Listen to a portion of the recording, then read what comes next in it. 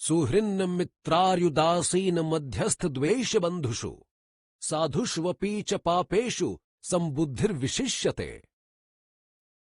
पदच्छेद। सुहृन्न मित्रार्युदासीन मध्यस्थ द्वेष बंधुषु अर्थात सुहृद मित्र, वैरी, उदासीन, मध्यस्थ, द्वेष्य अर्थात द्वेष पात्र और बंधुगणों में, साधुषु अर्थात धर्मात्माओं में, अपि यानी भी, च यानी और, पापेषु अर्थात पापियों में, समबुद्धि अर्थात समान भाव वाला, विशिष्यते अर्थात अत्यंत श्रेष्ठ है। अनुवाद। सुहृद, मित्र, वैरी, उदासीन, मध्यस्थ, द्वेष यानी द्वेष पात्र और बंधुगणों में, धर्मात्माओं में तथा पापियों में भी समान भाव रखने वाला साधक अत्यंत श्रेष्ठ है। टिप्पणी। यहां 3 शब्द युगलों में संग्रहित पद वस्तुतः भिन्नार्थक हैं, यद्यपि वे परस्पर पर्यायवाची प्रतीत होते हैं। आइए इस ओर भी तनिक ध्यान देते हैं। सुहृद और मित्र संबंध और उपकार आदि की अपेक्षा न करके बिना कारण ही प्रकृतिवश प्रेम एवं हित करने वाले सुहृद होते हैं, किंतु आपसी संबंधों के कारण परस्पर प्रेम तथा एक दूसरे का हित करने वाले मित्र कहलाते हैं। अरि और द्वेष्य अपना अपकार करने वाले व्यक्ति से बदला लेने के लिए उसका अनिष्ट करने की इच्छा अथवा चेष्टा करने वाला अरि वैरी होता है, किंतु प्रतिकूल आचरण करने के कारण जो द्वेष का पात्र हो वह द्वेष्य कहलाता है। मध्यस्थ और उदासीन परस्पर झगड़ा करने वालों में मेल कराने की चेष्टा करने वाले को तथा पक्षपात छोड़कर उनकी भलाई के लिए न्याय करने वाले को मध्यस्थ कहते हैं, किंतु उनसे किसी भी प्रकार का संबंध न रखने वाला उदासीन होता है। प्रस्तुत श्लोक द्वारा वर्णित भगवत प्राप्त संबंधी लक्षण पूर्व श्लोक चर्चित लक्षणों की तुलना में अधिक दुर्लभ एवं दुस्साध्य हैं। इनका क्रियान्वयन तथा परिपालन किसी अनन्य और विरल साधक द्वारा ही संभव है। अतः इस श्रेणी के साधक को पिछले श्लोक में परिभाषित युक्त योगी की अपेक्षा विशिष्यते बढ़ा हुआ अधिक श्रेष्ठ अथवा सर्वाधिक श्रेष्ठ बतलाया गया है। इसकी विशिष्टता का अति कठिन मापदंड तो यही है कि इसे सुहृद, मित्र, उदासीन, मध्यस्थ, बंधुगण तथा धर्मात्माओं में जिन सब में मानव मात्र का प्रेम व आकर्षण होना स्वाभाविक है, तथा अरि, द्वेष्य और पापियों में जिन सब के प्रति मानव मात्र में घृणा एवं द्वेष का होना नैसर्गिक है, समान रूप से राग द्वेष रहित होना पड़ता है। ऐसे घोर विरुद्ध स्वभाव वाले व्यक्तियों के प्रति राग द्वेष और भेद बुद्धि का न होना बड़ी टेढ़ी खीर है। अच्छे अच्छे विवेकी तथा साधु सदाचारी भी यह मुंह की खा जाते हैं। ऊपर कहा गया है कि जितात्मा पुरुष को परमात्मा की प्राप्ति होती है। प्रश्न उठता है कि इसके लिए उसे क्या करना होता है, किस साधन से वह परमात्मा को शीघ्र प्राप्त कर सकता है। इसके उत्तर स्वरूप अगले श्लोक से ध्यान योग का प्रकरण आरंभ किया जाता है, जो 32वें श्लोक पर्यंत चलता है। योगी युंजीत सततमात्मानं रहसि स्थितः एकाकी यत चित्तात्मा निराशीर परिग्रह। पदच्छेद। योगी अर्थात ध्यान योग साधक, युंजीत अर्थात परमेश्वर के ध्यान में लगावे, सततम अर्थात निरंतर, आत्मानम अर्थात मन बुद्धि रूप अंतःकरण को, रहसी अर्थात एकांत स्थान में, स्थितः अर्थात स्थित होकर, एकाकी यानी अकेला, यत चितात्मा अर्थात मन इंद्रियों सहित शरीर को वश में रखने वाला, निराशी अर्थात इच्छा अपेक्षा रहित, अपरिग्रह अर्थात संग्रह रहित। अनुवाद। मन इंद्रियों सहित शरीर को वश में रखने वाला, इच्छा वियुक्त संग्रह रहित ध्यान योग साधक अकेला ही एकांत स्थान में स्थित होकर मन बुद्धि रूप अंतःकरण को निरंतर परमेश्वर के ध्यान में लगावे। टिप्पणी।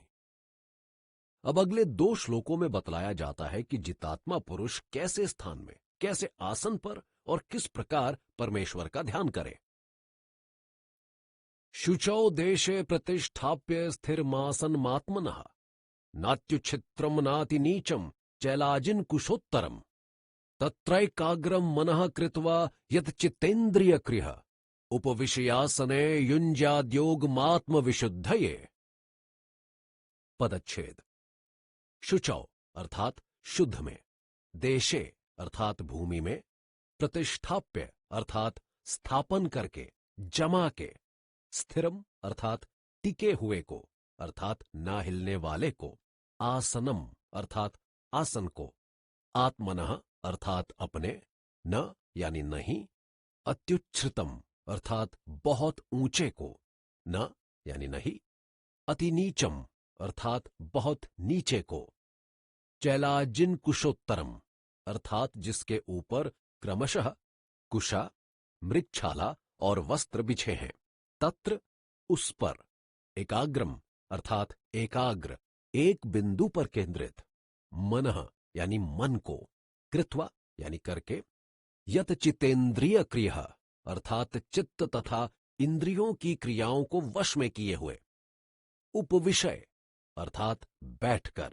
आसने आसन पर, युञ्ज्यात अर्थात जोड़े, अभ्यास करे, योगम अर्थात योग को, आत्मविशुद्धये अर्थात अंतःकरण की शुद्धि के लिए।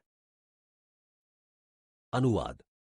शुद्ध पवित्र भूमि पर अपने ऐसे आसन को जिसके ऊपर क्रमशः कुशा, मृगछाला और वस्त्र बिछे हैं तथा जो न बहुत ऊंचा है और न बहुत नीचा, स्थिर स्थापन करके अर्थात अच्छी तरह जमा के और फिर उस आसन पर बैठकर चित्त तथा इंद्रियों की क्रियाओं को वश में करके और मन को भी एकाग्र करके अंतःकरण की शुद्धि के लिए ध्यान योग का अभ्यास करे, यानी ईश्वर में ध्यान लगावे।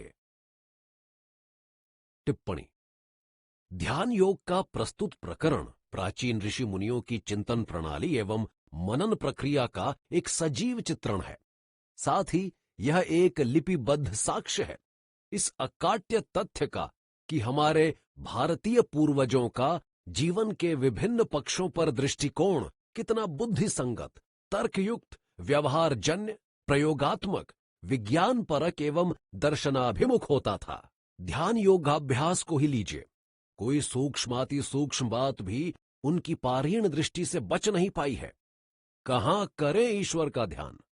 शुचौ देशे, ऐसा स्थान जो स्वभाव से ही शुद्ध हो और झाड़ बुहार कर, लीप पोत कर अथवा धो पोंछ कर स्वच्छ एवं निर्मल बना लिया गया हो, ताकि वहां गंदगी और दुर्गंध का नाम तक ना रहे। ध्यान किस पर बैठकर करें? आसनम, आसन पर, यानी काठ या पत्थर का बना हुआ वह पटड़ा व चौकी जिस पर मनुष्य स्थिर भाव से बैठ सकता हो। अब वह आसन यदि बहुत ऊंचा है तो ध्यान के समय आलस्य या निद्रा आ जाने पर उससे गिरकर चोट लगने का डर रहता है, और यदि बहुत नीचा है तो धरती की सर्दी गर्मी से एवं चींटी कीटादि क्षुद्र जीवों से विघ्न होने का भय रहता है। इसलिए नात्युच्छ्रितम और नातिनीचम विशेषण देकर यह बात कही गई है कि वह आसन ना तो बहुत ऊंचा हो और न ही बहुत नीचा।